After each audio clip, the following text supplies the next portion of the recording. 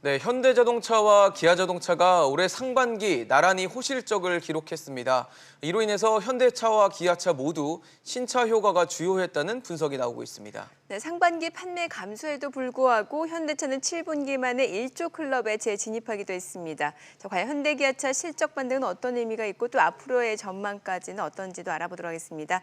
오늘 이슈단에서 계속해서 여러분들의 다양한 의견 받아보도록 하겠습니다. 100원의 이용료가 있는 샵 3698 유료 문자로 여러분들의 생각, 의견 보내주시기 바랍니다.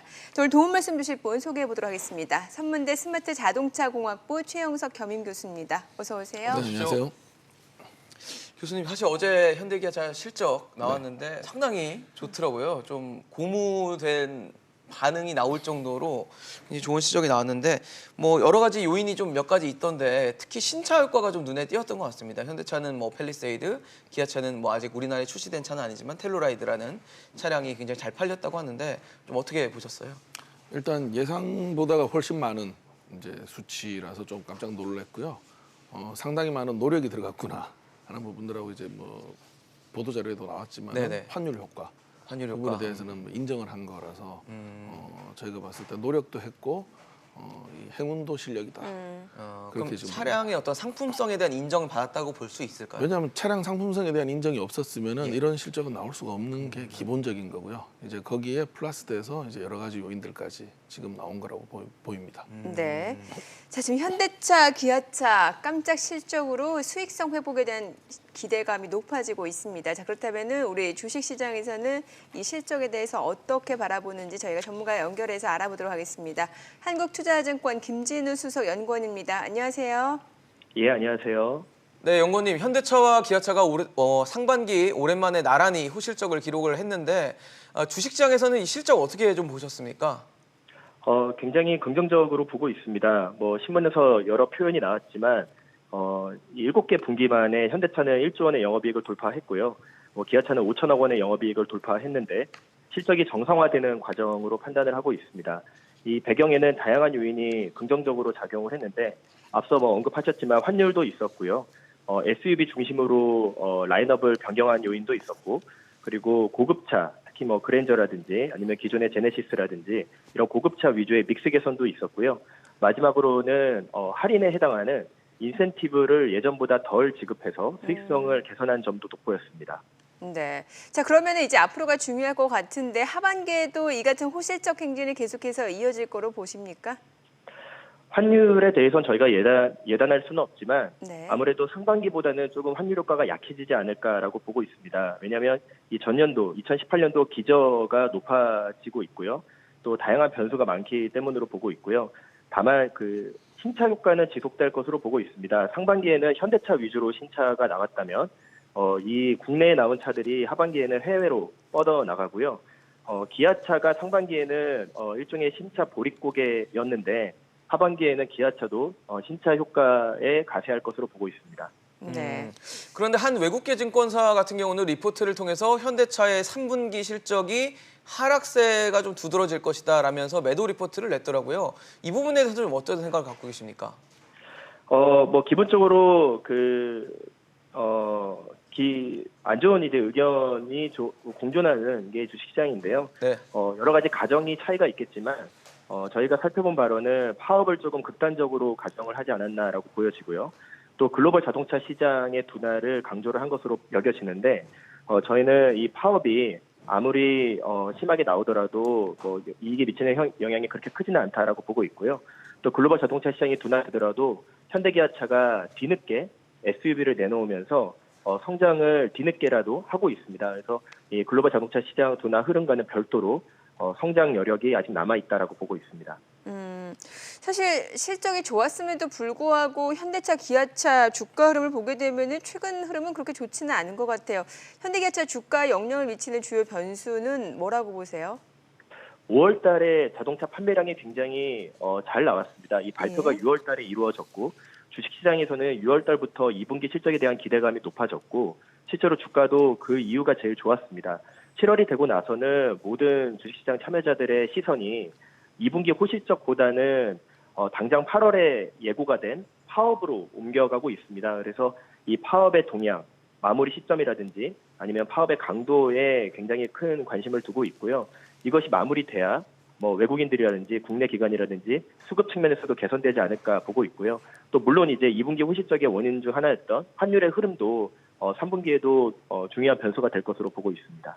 네, 마지막으로 현대차와 기아차를 포함한 전반적인 시장 대응 전략도 좀 부탁드리겠습니다. 예, 저희 의견은 이번에 파업으로 인해 우려가 과도하게 반영이 되고 있다라고 보고 있고요. 이 비중을 늘리기에다 주식을 살기에다라고 보고 있습니다. 단기적으로도 파업 고비를 넘기며 호재가 다시 재개됩니다. 제네시스 SUV가 10월 달에 출시가 될 예정이고 또 11월에는 현대차의 소나타가 미국으로 출시가 되고요. 또 중장기적으로 보면 향후 2, 3년 내에 신차 사이클이 도래하면서 상품성이 회복이 되고 있습니다. 차가 괜찮아지고 있는데요. 이를 통해서 글로벌 점유율 상승이 이루어질 것이다라고 저희는 보고 있습니다. 네, 말씀 잘 들었습니다. 지금까지 김진우 수석연구원이었습니다. 고맙습니다. 잘 들었습니다. 감사합니다. 네, 자 현대차, 기아차 실적과 관련해서 이제 주식시장에서 바라보는 시각을 저희가 좀 알아봤는데 판매량 좀 얘기를 해볼게요. 이제 국내 판매량 말고 해외에서의 그 점유율 어떻게 보셨나요? 일단 뭐 해외 점유율이 지금 좀 증가하고 있거든요. 네. 그래서 그런 부분을 봤을 때는 지금 글로벌로 봤을 때 뭐 전 세계 메이커들이 판매량이 줄고 있는데 어쨌건 유지 내지는 조금씩 이제 향상시키고 있다는 거는 좀 장점이라고 보이고 있고요. 하지만 그 또 하락되는 지금 부분도 있기 때문에 네. 이제 향후 전망에 대해서는 조금 부정 내지는 보수적으로 보고 있다고 생각합니다. 그렇군요. 사실 이 정의선 수석 부회장은 그 수익성 중심의 V자 반등을 강조를 했는데 네. 이제 그런 어떤 분위기를 좀 잡아가는 뭐 시작점이다라고 봐도 될까요? 어떻게 보십니까? 일단 제일 이제 윗선 경영진에서 그 방향을 제시를 했기 때문에 그렇죠. 앞에 연구님도 말씀하셨듯이 이제 불필요한 마케팅비에 해당되는 부분들을 좀 개선시켜서 노력을 하고 있다. 그래서 일단 방향성은 정했다라고 보고 있고 그 방향성대로 지금 일단 출발은 했다라고 보이기 때문에 저는 긍정적이라고 생각을 합니다. 네. 자 그리고 이제 제네시스 브랜드의 첫 SUV인 GV80을 출시할 예정이라고 밝혔는데 이 GV80 흥행 가능성에 대해서는 어떻게 보세요? 흥행 가능성은 지금 뭐 국내 해외 두 개로 이제 좀 구분해 볼 수 있는데요. 네. 국내 같은 경우에는 아무래도 지금 이제 일본과의 관계가 있기 때문에 네. 그게 결국은 이제 국산품을 좀 쓰자라는 방향으로 갈 수밖에 없고요. 무언에.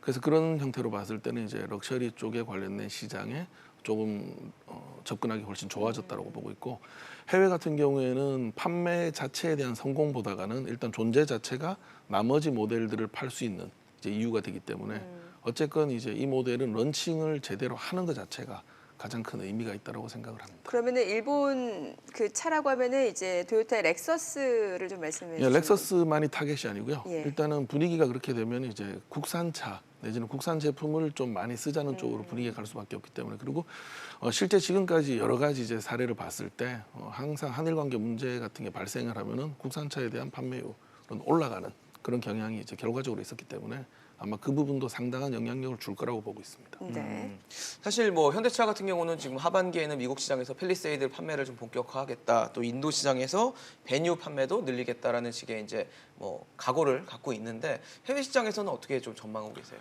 일단 방금 말씀하신 두 차종 자체가 다양합니다. 인도 시장 같은 경우에 저가형 차를 가지고 이제 수량을 많이 늘리는 쪽이고 미국 같은 경우에 팰리세이드는 어쨌건 이제 대형차 예. 시장에 들어가는 건데 여기서 제가 이제 좀 중요하게 보는 건 성공에 대한 경험인데요. 현대자동차는 인도에서 예전에 있었던 이제 그 소형차와 네.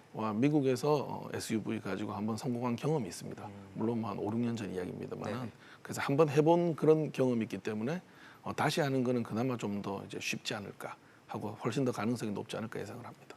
네.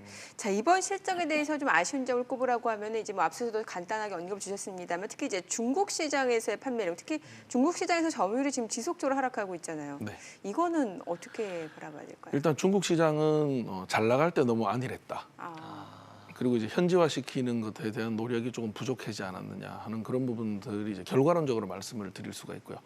이걸 좀 개선하려 그러면은 중국 자체는 구조적으로 이 현대자동차, 기아자동차의 자체 법인이 아닙니다. 현지 회사와 합작이 돼 있는 네. 회사이기 때문에 베이징 현대 뭐 이런 네네. 식이죠. 그래서 이 합작사 간의 이제 협의 부분들을 얼마나 잘 해결할 것이냐. 왜냐하면은 예를 들어서 베이징 현대 같은 경우에는 베이징 모터스가 자체 브랜드도 있고 또 다른 합작들도 있습니다. 그래서 이제 그들 입장에서 봤을 때는 이제 여러 개 중에 어떤 거를 쉽게 말해서 밀어줄 거냐에 대한 의사 결정이고요. 또 합작사하고 우리 쪽에서 들어간 부품 회사들도 있다 보니 이제 어떤 회사에 어떤 부품을 쓸 거냐 등등에 대한 이 협의 과정들 자체가 시간이 많이 걸릴 수밖에 없고 복잡한 문제들이 발생을 합니다.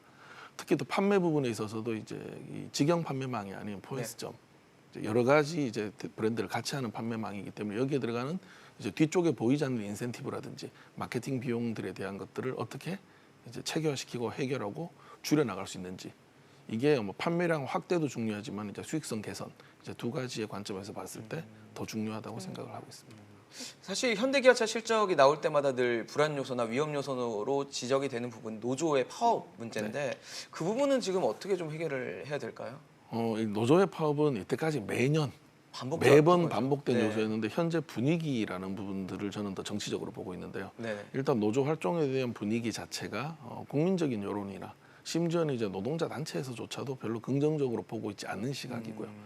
그리고 지금 같은 상황에서 노조가 파업으로 인해서 반등할 수 있는 기회를 없앴다는 부분은 장기적으로 봤을 때 이제 생산 기지를 해외로 옮긴다거나 현지에서 뭐 모든 생산 및 구축을 할 수 있는 걸로 가는 빌미를 줄 거라는 걸 알고 있기 때문에 노조 역시 파업에 대한 명분은 있지만 그걸 실행했을 때에 돌아오는 이제 문제들, 네네. 책임 소재 그리고 그 이후에 해외 이전 같은 거를 이제 좀 막는 그런 주장을 할 때 명분이 없지 않을까 해서 현실적으로 과격하게 진행하기는 좀 쉽지 않다고 생각을 하고 있습니다.